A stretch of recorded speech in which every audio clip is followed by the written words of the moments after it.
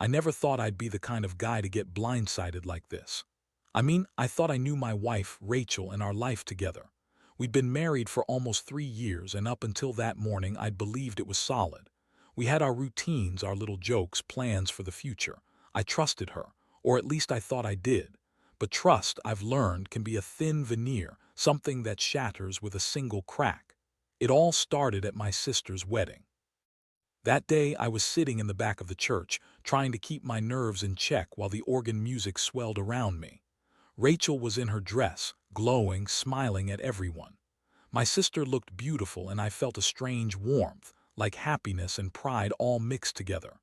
Then during the vows, my phone buzzed in my pocket. I pulled it out without thinking, expecting some work message or a boring notification. Instead, I saw her name glow on the screen, Rachel, with a small heart emoji next to it. My stomach sank. I stared at the screen, frozen. Why would she be calling now?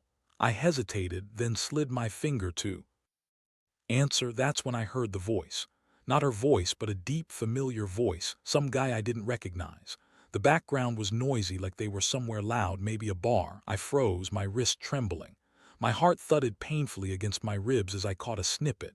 "Yeah, I'll see you later," he said with a raspy chuckle. I didn't need more. My brain clamped down like a vice. I had the evidence.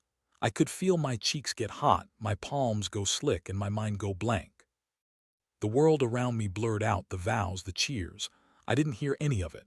All I could think of was her with that guy just hours before she was supposed to stand up there and say her vows to me. I looked around, trying to find her in the crowd. She was still smiling, her eyes shining, unaware that I'd just heard everything. My hands curled into fists. That's the moment I realized I was a fool, thinking the woman I loved was exactly who she appeared to be. She's a good liar. That's what I kept telling myself, even as the knot in my stomach tightened. How long had this been going on?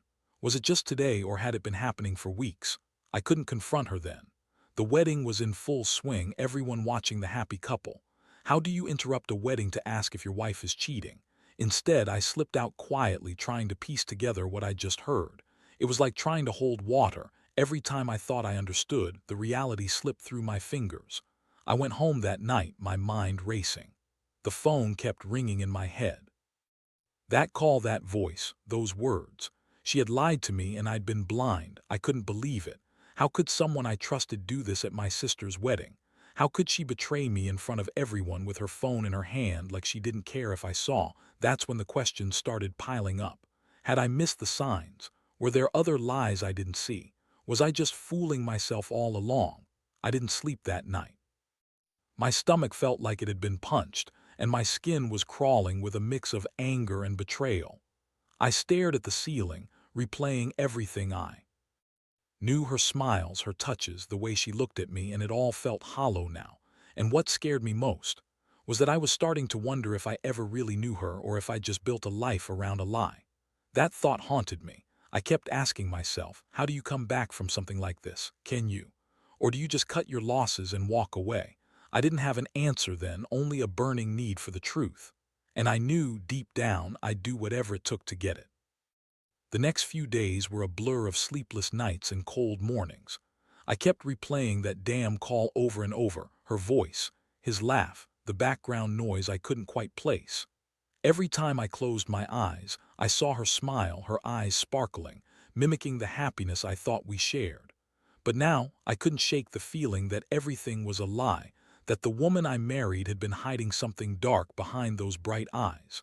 I didn't confront her immediately. Somehow I needed a plan, and rushing into it would have blown everything. Instead, I spent hours digging through her phone, her social media, her emails.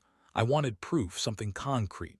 I knew she'd delete or hide things, but I also knew she wasn't smart enough to cover every trail. Small clues I thought would lead me somewhere. One night I finally found it. It was a message thread hidden in a folder I'd never seen before. It was from him. I don't know what I was expecting, but what I saw made my stomach turn. They'd been talking for weeks, more than just a quick fling. There were plans, promises to meet up, and even flirtatious comments that made my skin crawl. The last message was from her, saying she couldn't wait to see him again. I rubbed my face, trying to keep my composure. This wasn't just a slip-up, it was premeditated. It meant she'd been lying to me for a long time. My fists clenched so tight my knuckles ached. My whole body felt hot, like I was about to explode. I needed to see her face, ask her why she did this.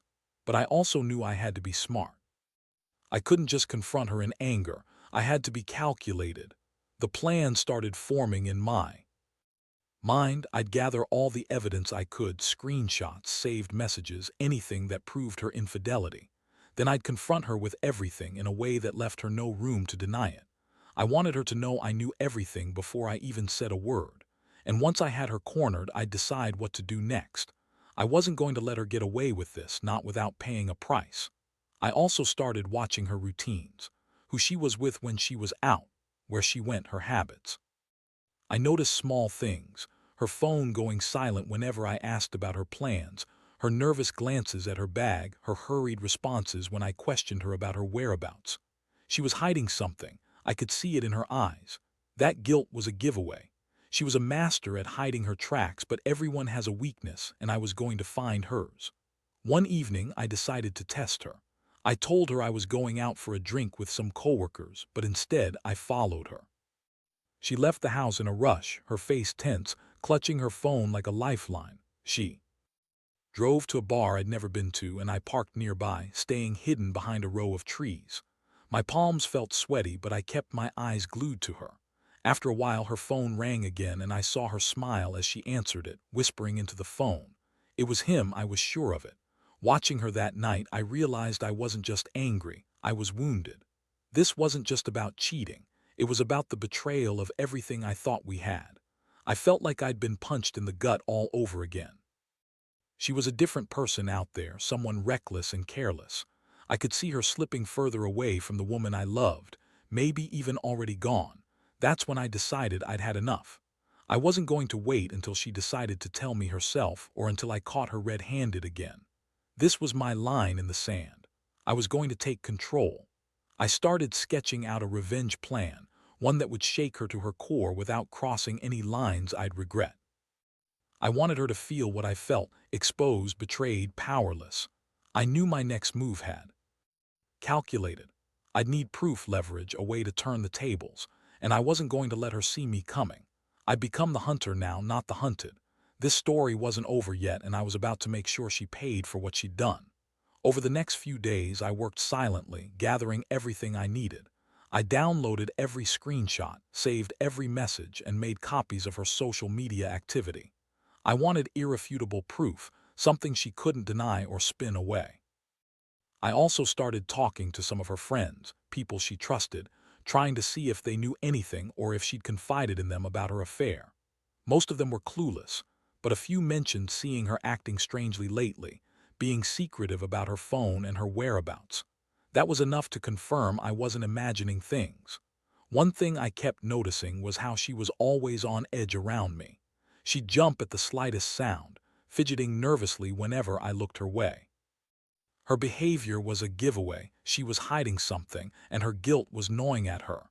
The more I watched, the more clear it became that she'd been living a double life. I felt a sick mixture of anger and heartbreak, like I'd been punched in the gut repeatedly, each hit worse than the last. I knew I had to confront her, but not yet. I wanted her to think I was still in the dark, unsure. That way I could catch her in a lie or get her to slip up. I needed her to walk into my trap willingly. That's when I devised my plan. I'd wait for the right moment, then drop everything on her all at once. In the meantime, I made sure I was prepared. I hid a small recording device in my jacket pocket, just in case I needed proof of her admissions. I also set up a fake email account, one she wouldn't recognize, to lure her into revealing more. My idea was simple. I'd make her believe she had nothing to worry about, then spring my trap when she least expected it. One evening, I finally got her to come home early. She was nervous. I could see it in her eyes. She kept checking her phone, like she was waiting for a call she didn't want to take. I sat on the couch, acting casual, but inside I was ready. I wanted her to talk, to slip up. I looked her right in the eyes and said, "Rachel, I need to know what's going on. I found your messages. I know everything." She froze, her face draining of color. Her hands trembled and she looked like she was about to break. I pressed harder, voice steady but cold. Who is he? How long has this been going on? She stammered, trying to deny it, but I saw the panic in her eyes. That's when I pulled out the folder I'd been compiling, screenshots, messages, call logs. I slammed it on the table between us. You lied to me, everything. How could you do this at my sister's wedding? How long have you been sneaking around? She looked like she wanted to say something, but no words came out. Instead, she stared at the evidence, her hands clutching her lap so tightly her knuckles turned white. I leaned in, voice low and deliberate. Tell me the truth, Rachel, or I'll show everyone what I have. Her face twisted, tears welling up. I didn't mean for it to go this far, she whispered. It just happened. I don't know how it got so out of control. That was the moment I realized I had her cornered. I could feel the adrenaline surging, a mixture of satisfaction and disgust. I wanted to scream at her, but I kept my composure. I wanted her to see that I wasn't the fool anymore, that I was prepared. Her guilty confession sealed the deal. I knew what I had to do next. I wasn't going to let her manipulate her way out of this one. I had all the ammunition I needed. I just had to decide how I was going to use it. I looked at her, trembling on the edge of breakdown, and I realized this was just the beginning. The real revenge was yet to come, and I was going to make sure she paid a price she couldn't ignore. The confrontation hit like a freight train. I'd laid everything out on the table, screenshots, messages, call logs. Her face went pale, eyes wide with that mixture of guilt and panic that I'd seen flicker in her before. She clutched her hands in her lap, trembling like she was trying to hold herself together but failing. I watched her struggle, trying to gauge how much she was going to admit, how much she was going to deny, but I already knew the truth. Who is he? I asked again, my voice low but firm, like I was trying to keep control. Tell me his name. How long has this been going on? She swallowed hard, tears already spilling down her cheeks. It's just a mistake, she whispered, her voice cracking. I didn't mean for it to happen. It just did. I was weak. I wanted to scream at her, to shake her, but I held back. I needed her to see the damage she'd done, needed her to understand the weight of her betrayal. A mistake, that's what you call it. You've been lying for months. You've been sneaking around, lying to my face, and you think a mistake justifies that. Her shoulders sagged and she looked down, voice barely audible. I was scared. I didn't know how to tell you. I thought I could fix it, that it was just a one-time thing, but I was wrong. Wrong, that word made me want to vomit. I clenched my fists so tight my nails dug into my palms. I couldn't believe how easily she lied, how easily she betrayed me. I had trusted her, believed in her, and she'd been screwing around with my best friend of all people. I saw the distrust in her eyes, the guilt-tracked look that told me she knew she'd lost all credibility. I took a deep breath, trying to steady myself. You think you can just say mistake and that makes everything okay? Do you even realize what you've done? To me, to our marriage, to my family. My voice cracked slightly, but I kept going.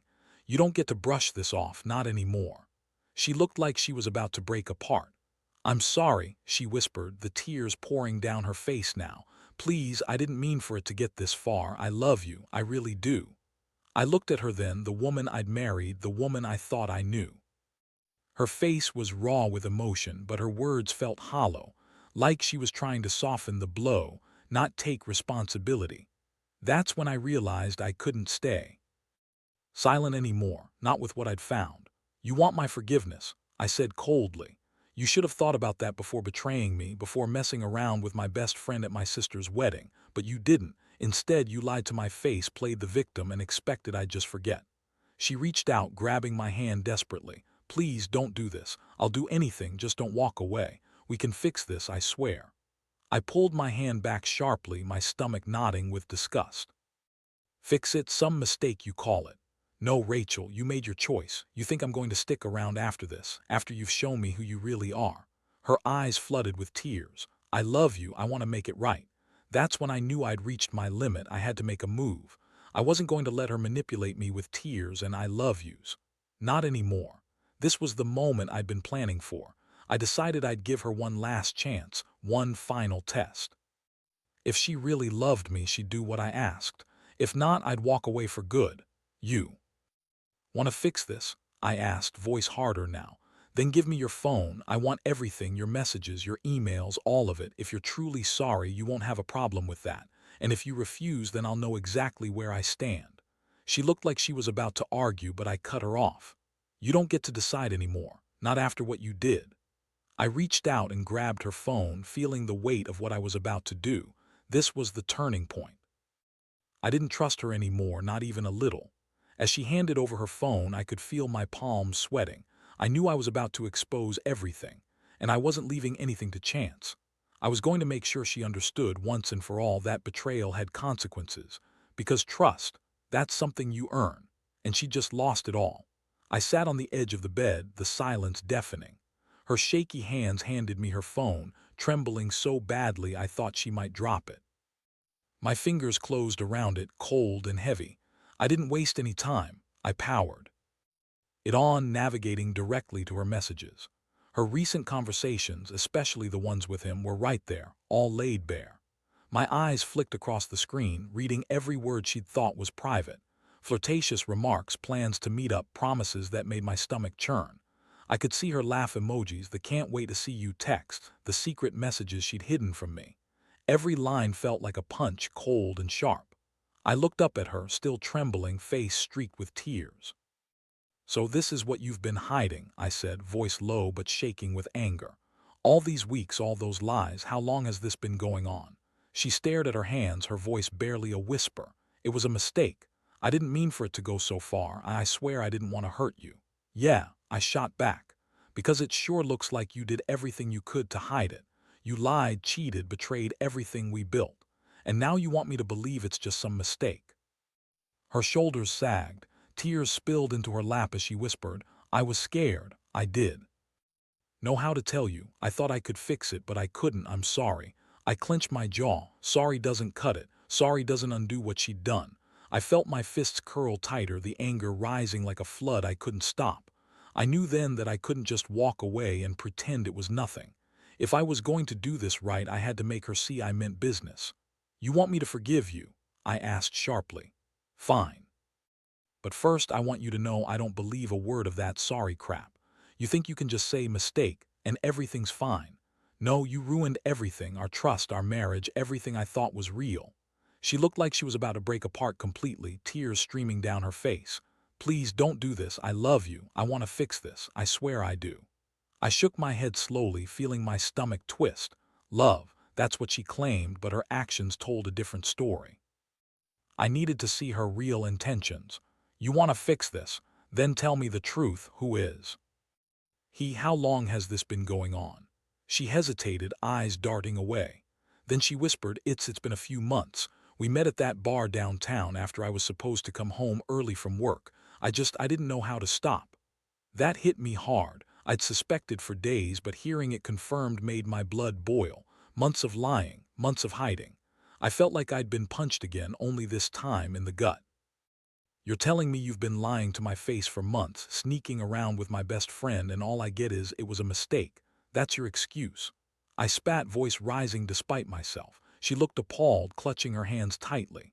"I didn't mean to hurt you. I was weak. I didn't want to lose everything. I thought I could stop. I swear." I cut her off, voice cold and deliberate. "Stop. You think saying sorry makes everything okay. You're not sorry. You're just sorry you got caught. And me, I'm the one who's supposed to forgive that." Her tears blurred her vision as she looked at me with pleading eyes. "Please, I'll do anything.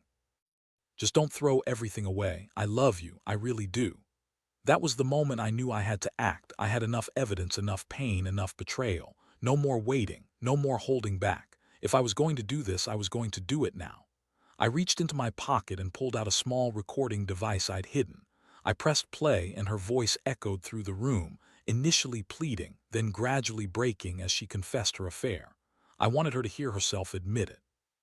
Hear how much she'd lied, how far she'd gone. "Listen to this," I said, voice steady but cold. "That's your own voice admitting everything, and I've got more, every message, every secret plan. You can't deny it anymore." She covered her face with her hands, sobbing uncontrollably. I stared at her, feeling the weight of her betrayal pressing down on me. I'd been prepared for a confrontation, but this was worse than I expected. My heart was pounding so hard I thought I might collapse. Now the ball was in her court. Did she want to keep lying, or was she ready to face the consequences of her lies? Whatever her choice, I knew one thing for sure. I wasn't going to stay silent anymore. I was done being the fool. This game was over and I was finally taking control. The room was dead silent except for her sobs and the faint, almost distant hum of the city outside. I stood there clutching her phone and the recordings I'd played for her, feeling a strange mixture of relief and disgust. I'd finally seen through her lies, every scam, every fake smile, every secret message. It was all laid bare now. The woman I thought I knew had been hiding a different life, one I never even imagined. I looked down at her, trembling, tears streaking her face. Her shoulders heaved as she tried to find some strength, but she looked defeated. I felt a coldness I hadn't known I possessed, a resolve that had been building for days finally taking shape. "You lied to me for months," I said quietly, voice hoarse with anger. "You betrayed everything we had, everything I believed in. And after all that, you expect me to just forgive you, to forget this ever happened." Her voice was barely a whisper. "I didn't want to lose you. I was stupid. I thought I could fix it, I swear. Please just give me a chance." "No," I cut her off. "You lost that chance the second you decided to cheat behind my back. I loved you, Rachel, I really did. But love doesn't mean blind trust. And right now, I don't recognize the woman who's sitting in front of me." I took a step closer, feeling the weight of the decision pressing down on me. All the years I'd invested, all the memories we made, they suddenly felt like they belonged to someone else, a life I no longer recognized. "I've made up my mind," I said. "I'm done. This isn't just about cheating, it's about respect, honesty, and what it means to be committed. You threw all that away and I can't come back from it." Her eyes widened as she reached out, desperation etched into every line of her face. "Please don't do this. I'll fix it, I'll leave him, I'll do whatever it takes. Just don't give up on us." I shook my head, feeling a mix of contempt and pity. "You want to fix this? Fine, but I want the keys to the house, the documents, everything that ties us together. I'm taking my stuff and leaving tonight." I reached into my pocket, pulling out a set of keys I'd hidden earlier. "Here, these are your keys. You can keep the apartment, you can keep the memories, but I want nothing more to do with this lie." I handed her the keys, watching as her hand trembled. Her eyes searched mine desperately, begging for a different answer, but it was too late. I had already made my decision. As I turned to leave, her voice caught me. "You'll regret this. You'll see. I'm sorry, truly, I love you." I paused without looking back. "Love isn't enough anymore," I said softly. "And you lost me the day you chose someone else over us." I grabbed my coat and headed out the door, each step heavy yet strangely freeing. I heard her sob behind me, but I didn't stop. Once I was outside, I slid into my car, feeling the cool night air hit my face. My hands still trembling, but my mind clear. That night I filed for divorce. I handed over the evidence, screenshots, recordings, everything that proved her betrayal. I knew I'd need to start over, rebuild from the wreckage she'd left behind. It hurt, but I also felt a strange sense of relief. I'd taken control, finally. Looking back, I realized trust is fragile, and when it's broken, you can't just glue it back together. Sometimes, the only way forward is to cut the ties and walk away. I learned the hard way that love isn't enough to sustain a lie. So if there's one thing I can tell anyone reading this, don't ignore the warning signs. Pay attention to your gut. Trust must be earned, and once it's shattered, it's nearly impossible to piece it back. Be honest with yourself and never settle for a lie, no matter how convincing it seems at first.